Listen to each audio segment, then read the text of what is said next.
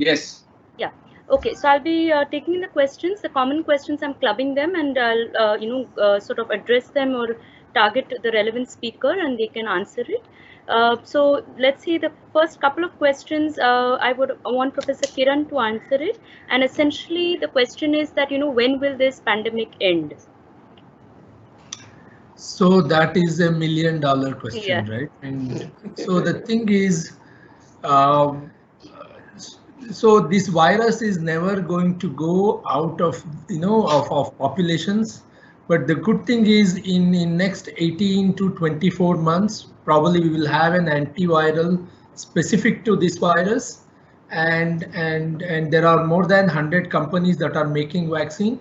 So once we have vaccine available, it will be given to frontline, healthcare workers first, elderly people next. So to percolate it to healthy individuals, to have all of us immunized against this virus, it will take anywhere from 3 to 4 years. So and I think that is my estimate. So this pandemic may never go away. Only thing is, as doctor said, our own habits make a big difference, right? How do we conduct ourselves? So yeah, I mean there is no timeline that virus knows. Just also make a general announcement to everyone to post their questions on the chat. Uh,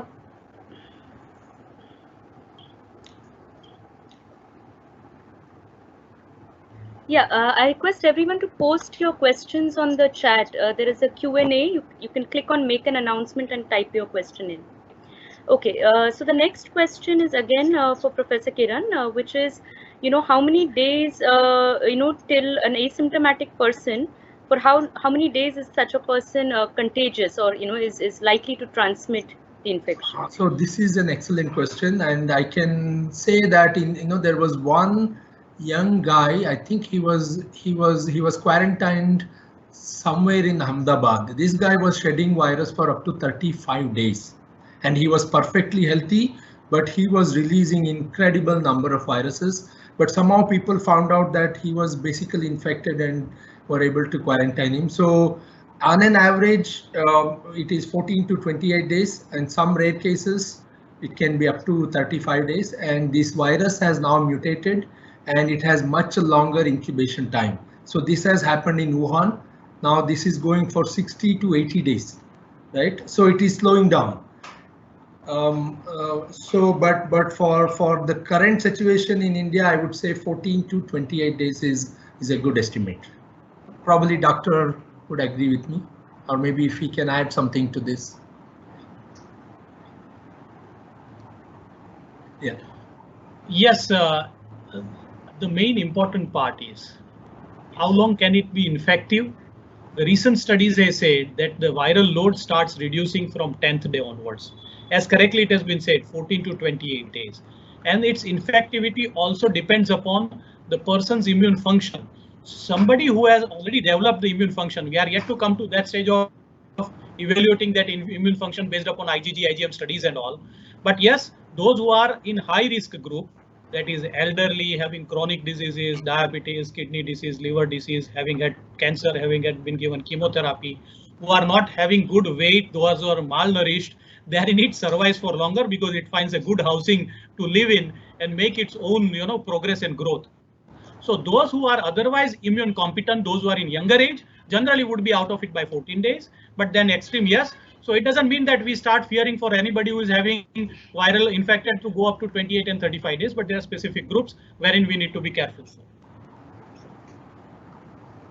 Okay, the next question. So this question, I think, again goes to Professor Kiran. I guess, Kiran, you're expected to do many predictions today.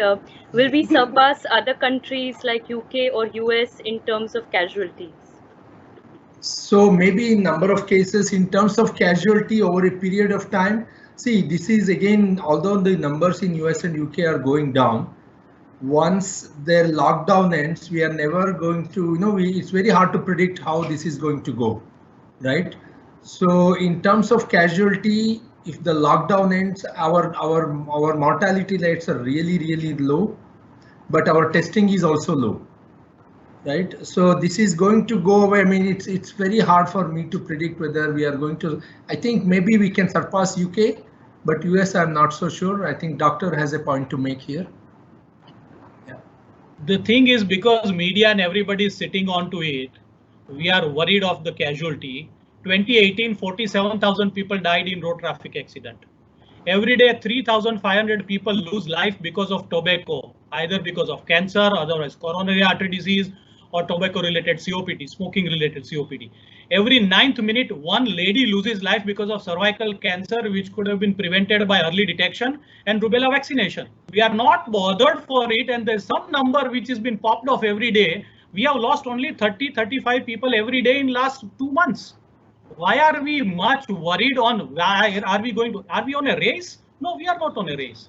We are getting this problem because this has been one of the biggest issue of our Indian population. We feel that we are born to break the laws and bend the laws. Irresponsible grown-ups are the biggest reason for spread of COVID. They don't wash their hands, they don't put on their mask, they don't bother for others.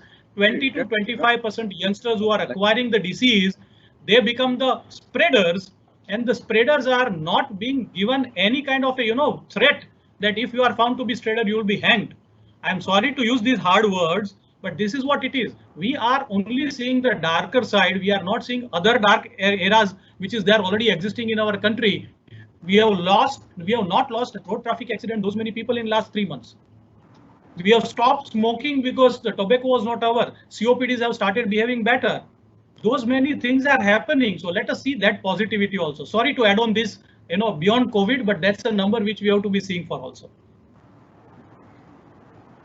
Okay. The next question, probably again for Kiran, that if it's already published, if we take all the precautions, what are the chances of infection nevertheless? So if we, as doctor mentioned, if we are as disciplined as a Japanese citizen, our in 2 months all the cases will go down and we can get back to our normal life. But this is not going to happen, knowing as what doctor already said, right? We are not disciplined. We at every given opportunity we break laws. We think we are immune. We don't wear mask. All these issues with our, this is our ingrained in our culture, right? So yeah. So if we follow all the rules everybody does, I think this is, it takes only. So as Professor Vijay Raghavan mentioned, he's our PSO, right? He said if every individual stays away from each other in the world, it takes only 14 days to basically get rid of this entire COVID, right? But that's not going to happen. It's as simple as that. Yeah. Yeah. Okay.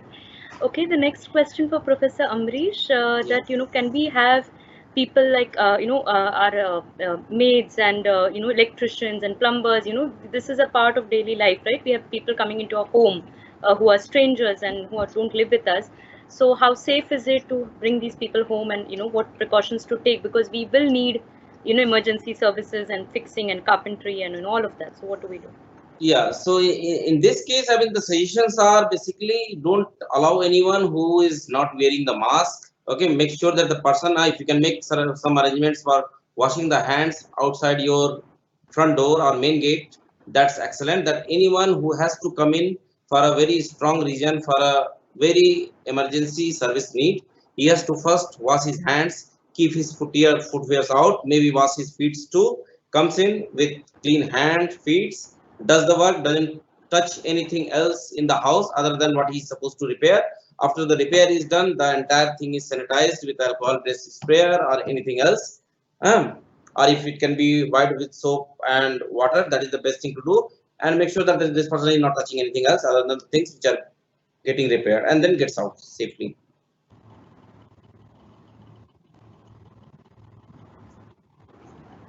Okay. The next question is again for Amrish, maybe. What type of masks are good? Is it cloth masks or N95 masks only? Well, I think N95 masks are not required if you have a good quality cloth mask with very fine pore size. If you cannot make a cloth mask, because it depends on the quality of the cloth which you are using, okay? And if the cloth is really thin, some of the bacteria and pathogens might pass through it. So if you are not very confident about the quality of mask you are using, better to buy a 95 mask or the surgical mask which is available in the market. Okay, one more question. Yeah, but Dr. Mehta wants to add something. Yeah. Sure. A humble request, when we are using N95 or when we are using surgical mask, when we discard it, we have to discard it after 6 to 8 hours and we have to deal with it as a biomedical waste. Yeah. Unfortunately, we have started using because we have the access to it and we just throw it away somewhere. And both of these experts, they know how long can a COVID survive within this material. It can survive very long compared to a cloth mask, which is home use mask, which can be used and which can be put in a soap water. But this also we have to put in a hypochlorite water because it has to be disinfected before we discard. The problem remains here again is we try to protect ourselves and we start hurting others out of our act of irresponsible behavior. So the training would be how to handle this biomedical waste also. If that can be handled well, we can use this.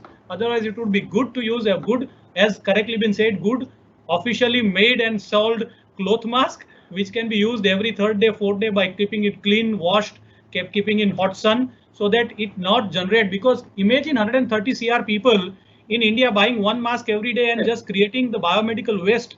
We would be seeing all the dumps everywhere in every city of this. Every day we'll be generating this. Thank you so much.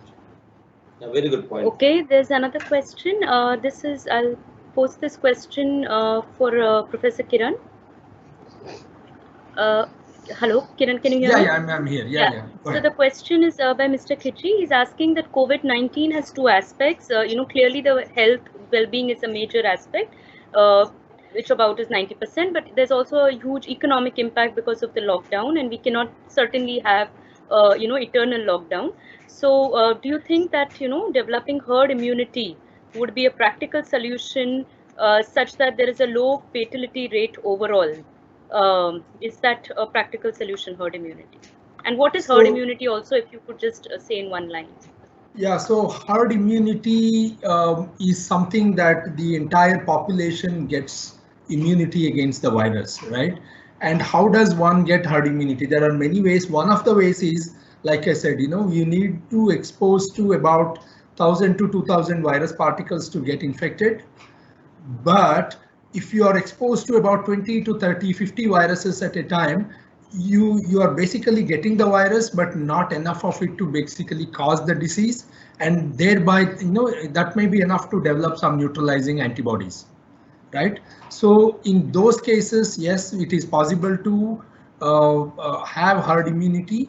But in many of the cases, people have seen that the antibody count itself in all the affected individuals goes down significantly, even just after 30-40 days.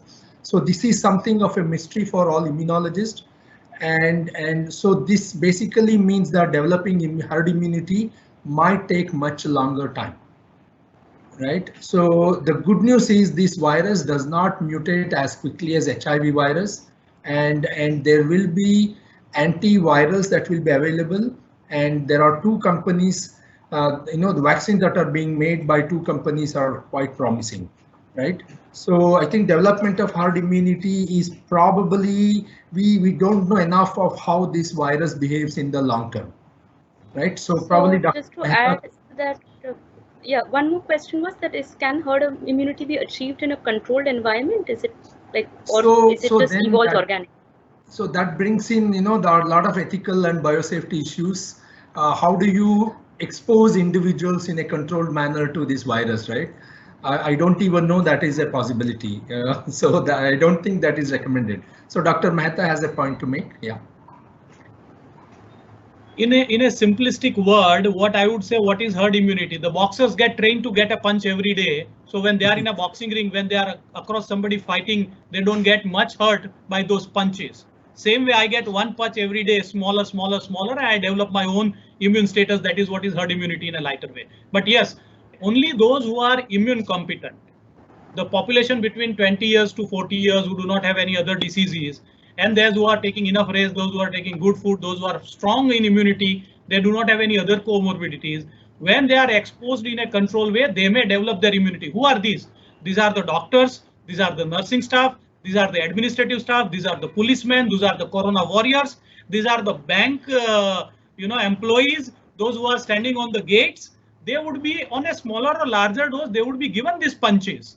Those who are healthy enough, they would develop by next 6 months. If you start taking the blood sample of those, IgG, would be found to be higher. So these are the people who would get herd immunity, but you cannot generalize it for all, because the same person carries virus, goes home, who has an elderly 70-year-old mother. If he gives it to her, probably she would develop a disease. So I really agree with sir about, yes, it cannot be, an good idea to give controlled herd immunity, but we already have started acquiring that herd immunity. Yeah. Thank you, Doctor. Yeah, thank you, Doctor. So the next set of questions are more the practical to-dos. I'll ask Professor Amrish to answer them.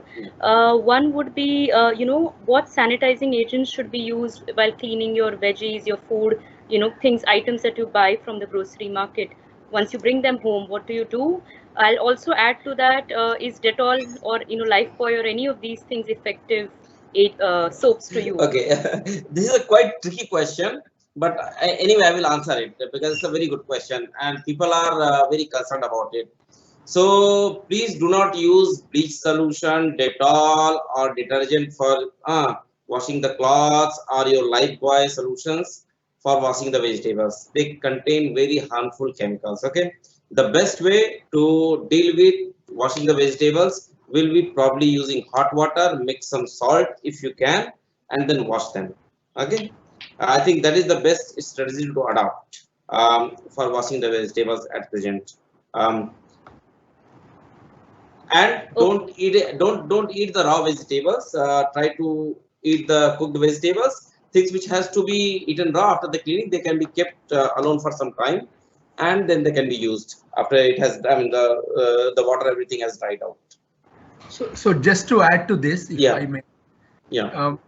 Soaking your vegetables and fruits in salt, right? In water containing table salt is enough to basically take away most of the virus, most of the bacteria, and even chemicals, right? Regardless of whether you are worried about corona or not, if you just use salt water to clean your vegetables, I think that is more than enough. Okay, I have a next question for Dr. Mehta, that whether excess drinking water is advisable, excess, like keep hydrating, and what items should one eat, any dietary items that are more immune supportive. Thank you for asking my favorite question. The reason that we do not have treatment for virus, we need to hydrate ourselves well, because this virus loves to boil down our body, make it warm and hot. The moment our body temperature starts going higher, it starts making other organs dysfunction or malfunctioning. So when we have enough of water, our body will start releasing water as a sweat and body will get cooler inside. We are typically a water cooled body. Our body should have at least 60 to 65% of water as our constitution. And when we can maintain that much, when we pass urine, we pass out all the metabolites and toxins what we produce. When we exhale, we also lose some amount of water, but with that we also reduce some temperature. So water to be consumed 25 to 50 ml per kg per day. If I am 80 kgs, minimum 2 to 4 liters is my consumption, except for if I have a heart disease, if I have a kidney disease, my doctor has said that you are not supposed to be drinking this much of water. In this hot summer, at least 50 ml per kg per day is an ideally tolerable water for a person who is working, who is going out, who is not remaining in a closed AC environment like Kichi Saab or other officials sitting here are there. But those who are going out should be consuming that.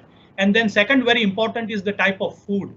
Our immunity is dependent upon protein and iron. Now, how do we get protein? We get protein out of pulses, all kind of dalein, moong, mot, chana, rajma, soyabin, urad, matar, whatever we get in the raw form or we get it in a fresh form, we can start eating that. We get protein out of milk. Any milk produce will help us. We get protein out of non-vegetarian product, that is egg, meat, fish. That is also good, those who are consuming it. And very important is the source of iron. The dates, the figs, leafy vegetables, milk, apple, all these would provide iron. Our consumption should be good enough to meet with our body requirement. If at all we consume all this well And the best part is we have to chew it rather than drinking. We start taking fruits, but we drink it in forms of juices. When we cut it and take it, it gets not only digested in the mouth because the mouth has certain digestive enzymes. It also provides some kind of exercise to our oral cavity, and also the fibers and vitamins would be sustained rather than we make it as a juice. So this is what good amount of water, good amount of proteinaceous food, seasonal fruits. Having kiwi in the odd season is not going to work out. Kiwi is not a fruit of our country. Have fruit which is there right now. It is an aam ka season. Have as much as aam you can, but not if you are a diabetic and if your doctor has said no to it. Okay, thank you. I'll take the next question. I think this is also to both Dr. Mehta and Kiran. That does COVID-19 affect only the lungs or other organs, and what are the symptoms of such infection? Yeah, Dr. Mehta, you want to? Okay, yeah, I'll start with, as we know, it comes from the nose and throat. It goes inside the respiratory tract and it goes inside the depth of the lung. This virus is typical. It does not follow the natural barriers body has been given. Bacteria would remain only inside the lung, but this can start creating nuisance. It generates certain cytokines, the toxins. And the moment this cytokine storm starts coming in, it will start making all our capillaries, which are the smaller, thinner blood vessels inside lung, inside kidney, in the heart, it will start getting clogged. It will start having problem because of that. So COVID can start with affecting lungs, but it also likes kidneys very well. It also likes heart very well. And sometimes it also likes brain also. So encephalitis has also been seen very commonly with COVID. I will pass it on to Professor Kiran for this. Yeah, so the thing is, this virus basically needs a particular protein that is mostly present on the cells in the lungs, but many of the cells that are on the surface of our gut and kidney, they also express this protein, right? Even if we accidentally swallow this virus, there are some instances of them actually infecting through other routes as well, but those are very rare. But this virus is capable of infecting many different organs as long as that one particular protein, I will just name it, you don't have to worry about this. It is called as ACE2.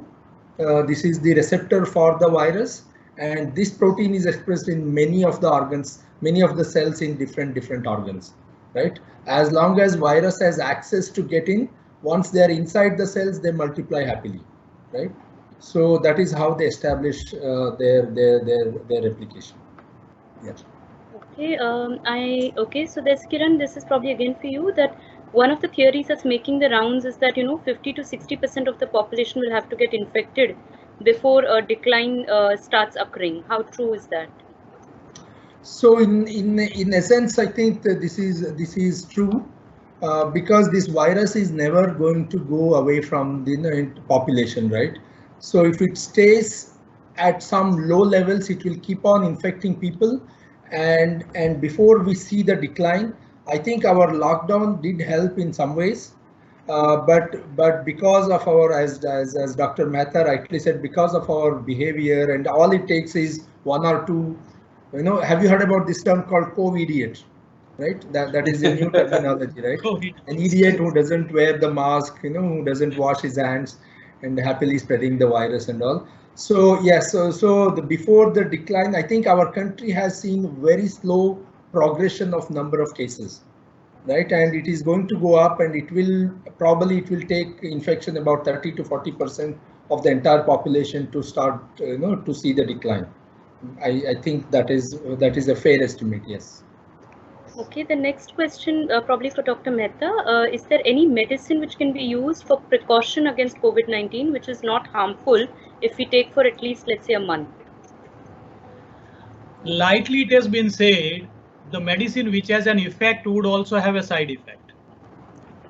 If you are traveling from Mumbai to Ahmedabad and if you are traveling by a faster train or faster car, it is likely to bang with somebody because it is traveling faster. If you are going by a bullock cart, it may not have any side effect, but it takes longer days. That is the difference between allopathy and other medicines. I'm an allopath, so I'm not trying to put it forward.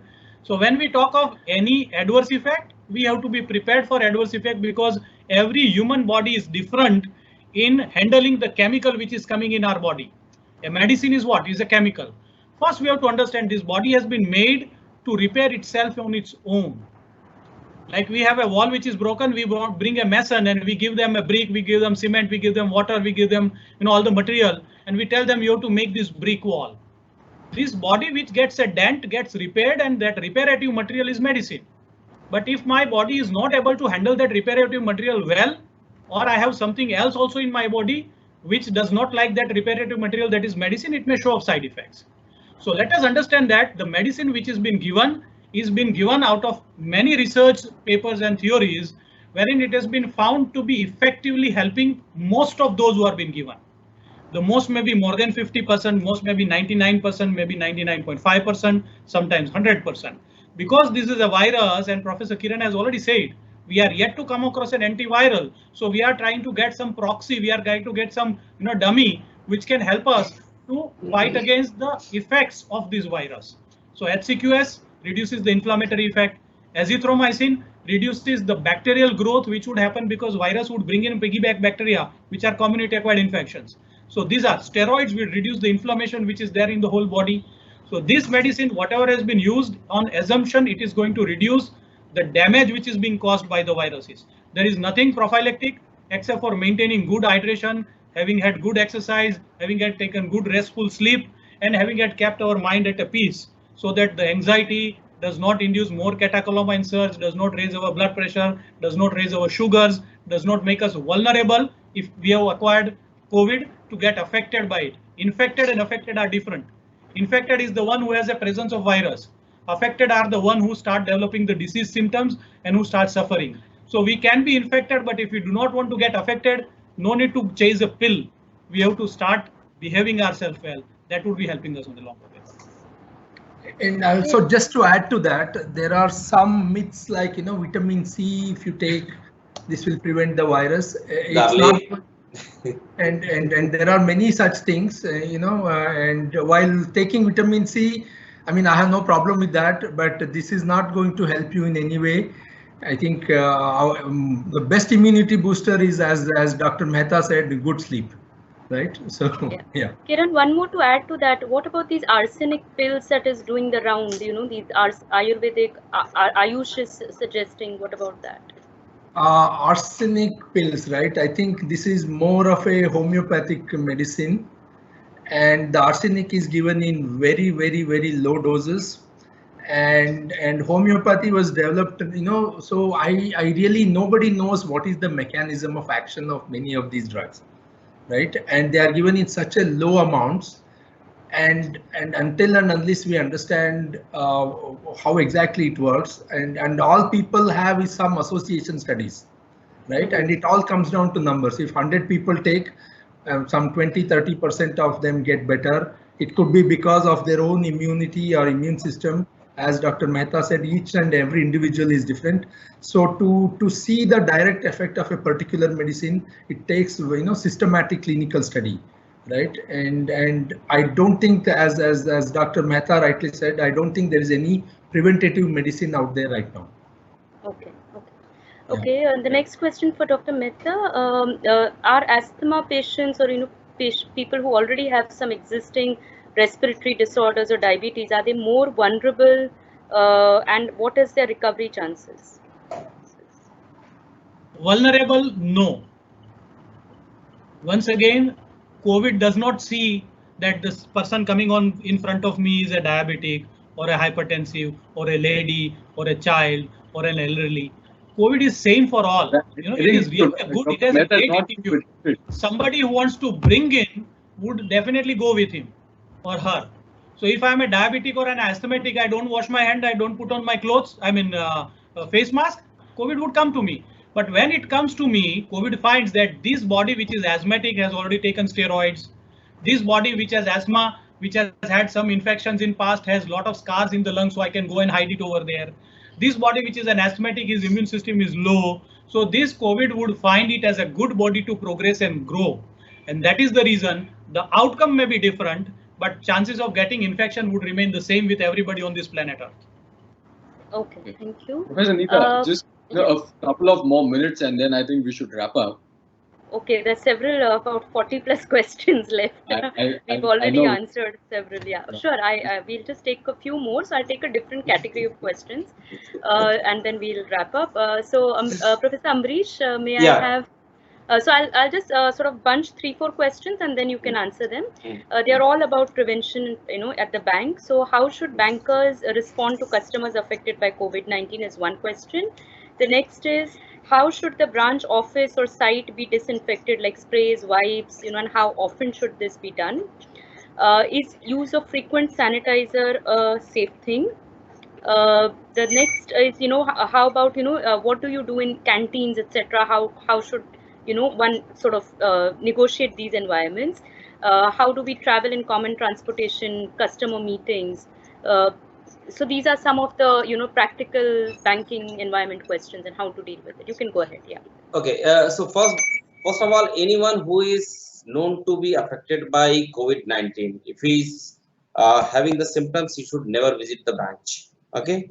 And most of the people should be, all the customers should be first educated to try out the digital methods of doing the banking, and bank should also put the effort from their side to educate all the customers, and probably by sending them messages, repeated messages through SMS, sending them WhatsApp messages, that these are the things which can be done through the digital means. You need not necessarily visit the banks. So bank can identify the things which can be exclusively done through their digital channels. Okay, and anyone who is suffering from the disease should never visit.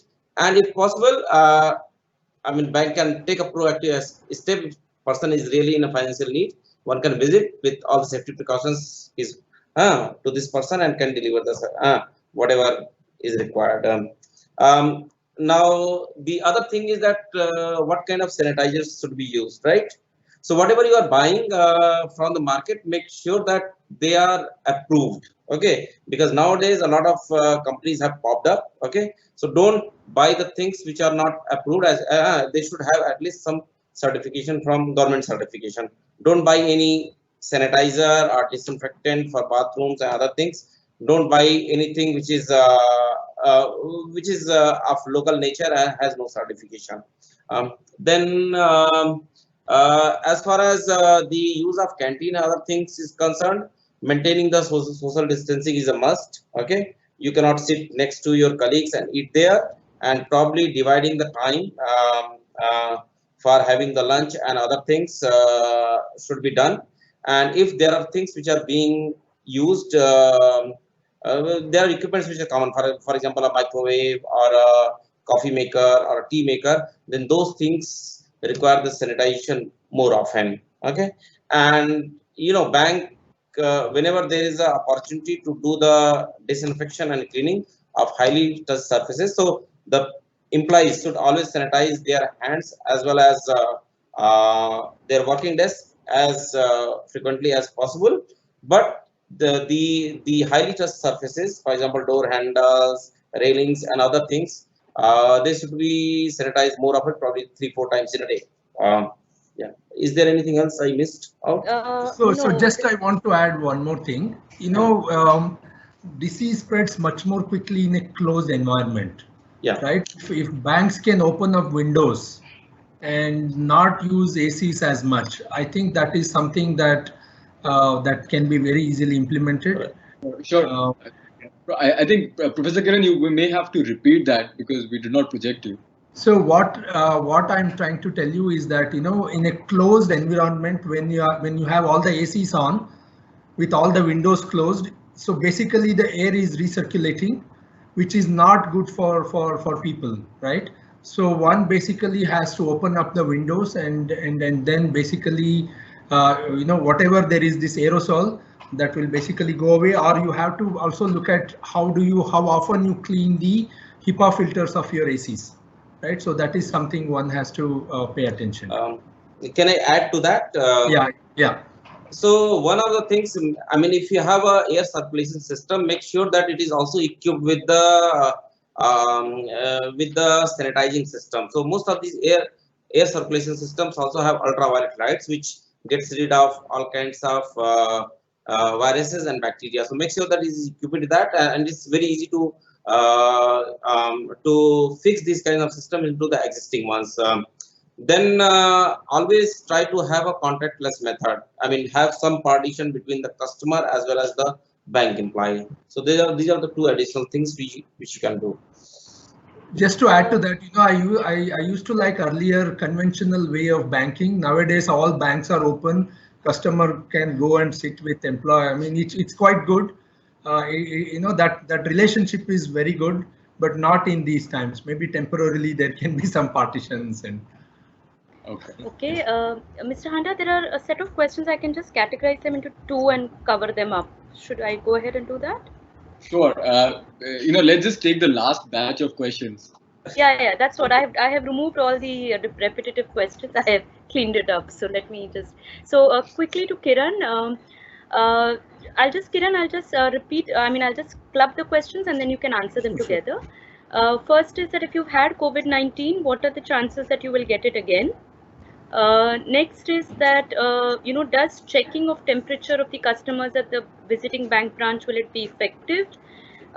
Whether quarantine is must at a quarantine center or can it be done in somebody's home?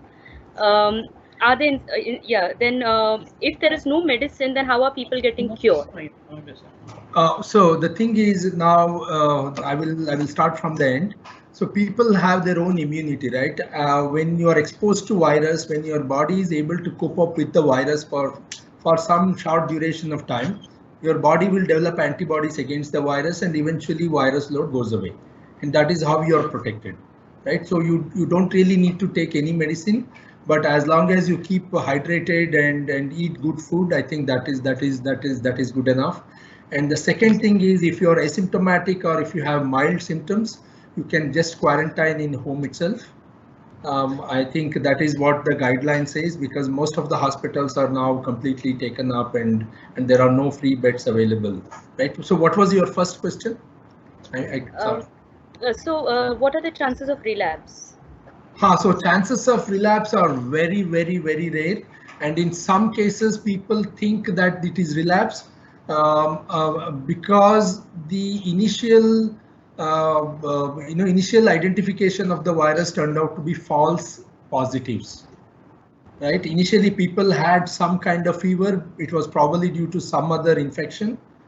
And then second time they had the actual virus, people think that it is the relapse. But in most cases, you have prolonged immunity against the virus because your body is making two types of antibodies that will protect you in the short run as well as in the long run. Right, so I think that probably answers the question. Yeah. So Kiran, a couple more for you. That is, can the person who be tested, when they don't have any symptoms or very few symptoms, can they be tested? And that is one. And second is, if an employee is found to be positive, should all the other employees, the colleagues essentially, should they be tested as well? So the thing is, testing, see, it all depends on locally what is the virus load, right? If locally, as though, if an area is in the red zone, then probably you also have to look at the availability of test centers. In Mumbai, for example, what are our BMC guideline says that a person will be tested only in severe cases. This is because our testing centers have a lot of overload and lot of samples that are pending to be tested. And again, it depends on the local decision making body. Basically, one has to follow the guidelines. And for testing, you cannot just go and test. You need a referral. You need a doctor to prescribe the testing. Without that, even the private labs will not take up testing.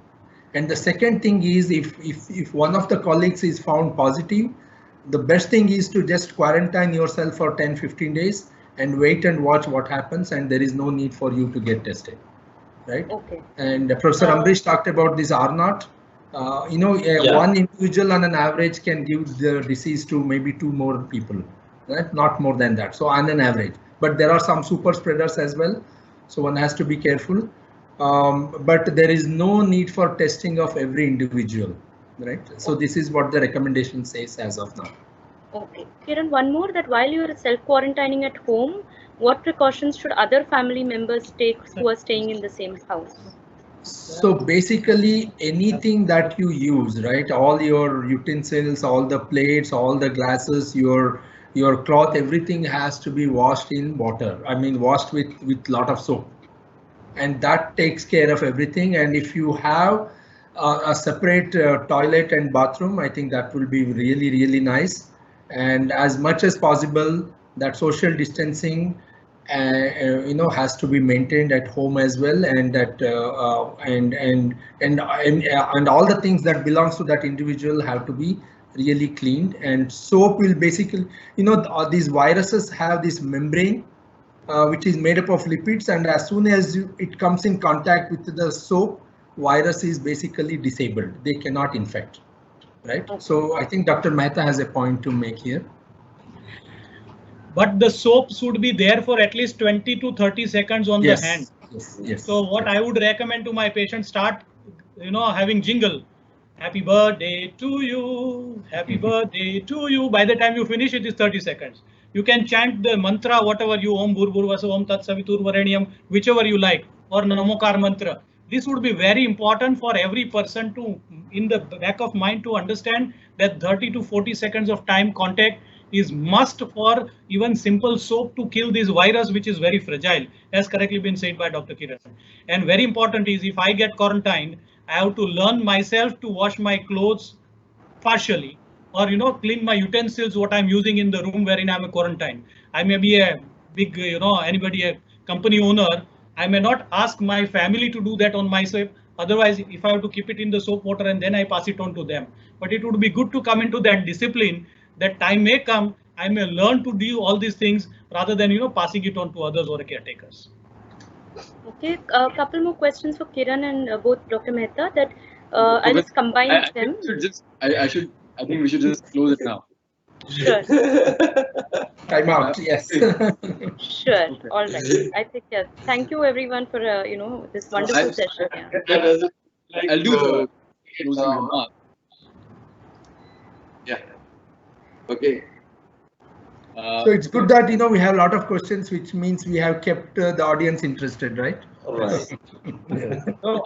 No, thank you, the panelists. I think it was a wonderful discussion. I personally learned a lot, and right from busting some very common myths that we pick up, related to hot water, holding your breath, UV light, all these things. I think it was very informative, very intelligent discussion that we had. Especially the part related to what are some of the things that we can do to protect ourselves, the precautions that we can take in the branches, and of course a key message for all our staff members that we also need to encourage our customers to go digital.